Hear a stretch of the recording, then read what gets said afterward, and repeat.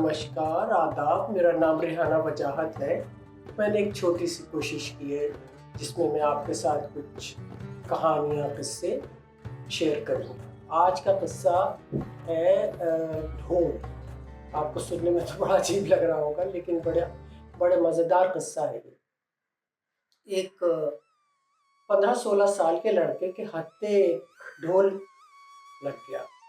अब उसने जो अपने गांव में ये ढोल बजाना शुरू किया तो वो बजाता गया, मतलब पूरी रात उसने बजाया और दिन में बजा रहा।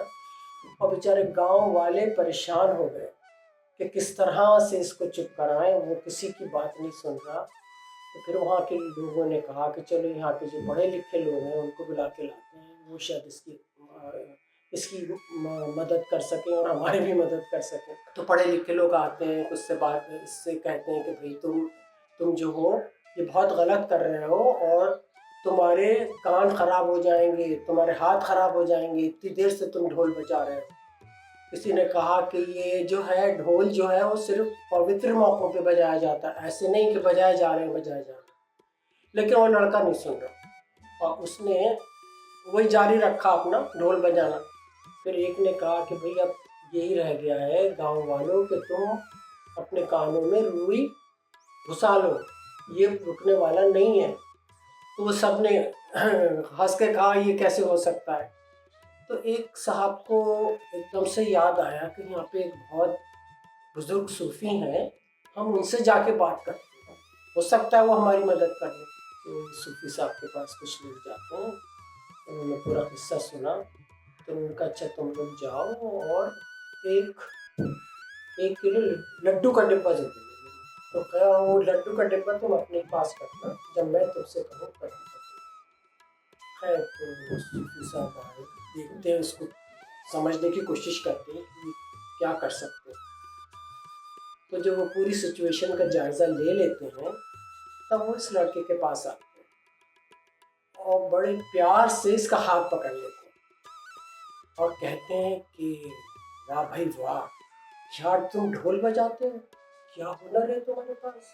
मैं तो हैरान रह गया, इतना ज़बरदस्त तुम ढोल बजाते हो, ये तो बड़ी ज़बरदस्त खूबी है तुम्हारे अंदर। उसकी बहुत तारीफ करते हैं कि भाई तुम बहुत बढ़िया ढोल बजाते हो, मैं तो खड़ा हुआ देख रहा था। तो फिर उससे कहते हैं, जो आदमी मिठाई लेके आया है उससे कहते हैं भाई ज़रा इधर आओ जल्दी से। और वो डिब्बा खोल के उससे कहते हैं भाई, उसको उठा के बल्कि वो एक लड्डू देते हैं, वो खाता है। फिर गांव वालों से कहते हैं कि भाई इसके लिए कम से कम तुम ताली तो बजा सकते हो, तुम्हारे यहाँ इतना होनहार लड़का आ गया है जो इतना बढ़िया ढोल बजाता है। तो खैर गांव वाले ताली बजाते हैं और ताली सारे में गूंजती है। तो इस लड़के को बड़ा अच्छा लगता है, मतलब एक तरह का ना उससे बड़ा इम्पोर्टेंट आदमी हो गया उस गांव में।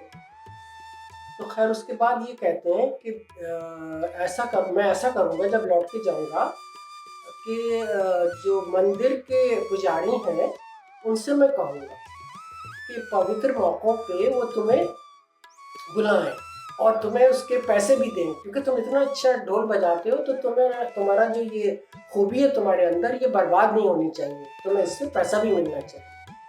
ये बड़ा खुश होता है। फिर कहते हैं और मैं पुजारी से ये भी कहूँगा कि वो और जगह भी लोगों को कहें जिनके यहाँ कोई शादी ब्याह हो रहा हो, तुम्हें बुलाया जाए और वहाँ भी तुम्हें पैसे मिल सकते हैं। और एक बात और मैं कहूँगा उनसे कि वो तुम्हें रोज़ाना बुला लें आधे पौने घंटे के लिए, तो तुम ढोल बजा लो और उसका पैसा उनसे लो। तो ये तीनों बातें मैं उनसे करूँगा। तुम परेशान मत हो, क्योंकि तुम्हारा जो ये खूबी है तुम्हारे अंदर, ये तुम्हारी बर्बाद नहीं होनी चाहिए। लेकिन एक बात मैं तुम्हें ये कहना चाहता हूँ कि अगर तुम ढोल पागलों की तरह बजाओगे ना तो तुम्हें ही नुकसान होगा, तुम्हारी उंगलियाँ बहुत जल्दी खराब हो जाएगी। और दूसरी बात ये कि इसका असर तुम्हारे कानों पर भी पड़ेगा। तो तुम देख लो, अगर तुम कुछ करना चाहते हो, अपने इस हुनर का फ़ायदा उठाना चाहते हो, तो इन दो चीज़ों का तुम्हें बहुत ख्याल रखना। ये लड़का बड़ा खुश होता है और सूफी साहब जो है बात ख़त्म करके चले जाते हैं। फिर मैं आप लोगों से ये कहना चाहूँगी कि अभी तक क्या हो रहा था कि सारे लोग जो थे ना वो उसको बार बार राय दे रहे थे, एडवाइस दे रहे थे और वो इस उम्र के बच्चे जो होते हैं ना, जिन्हें जितनी एडवाइस दो वो उतने ज़्यादा वो भागते हैं। लेकिन इन्होंने इसको कितनी अच्छी तरह से हैंडल किया।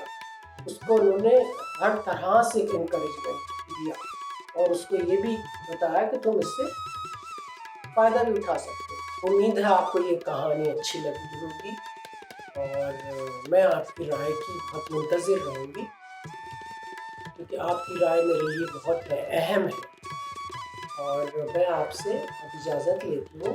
अगले हफ्ते फिर मैं आपके साथ एक और कहानी या किस्सा शेयर करूँगा।